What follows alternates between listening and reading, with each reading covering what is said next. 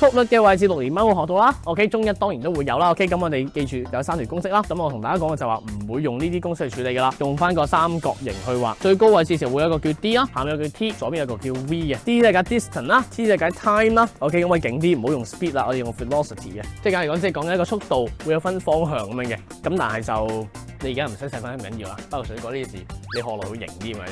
OK， 好啦，咁記住每次做時候望翻條公式去處理就得啦。望第一條啦，我爸爸嘅速率係幾多啊？咁人哋問你係公里每小時喎，係咪啊？你記一個表嘅，咁咪望個表咯，咪距離隨時間啦，係咪？遮住個 V 啫嘛。跟住好啦，如果你話我唔係喎，阿 Sir， 我真係唔記得咗個表喎，點算啊？望翻個單位咯。咩叫公里每小時啊？每乜乜就係除乜乜，所以即係叫你做嘅 km 除 hour。咁而家幾多 km 啊？95。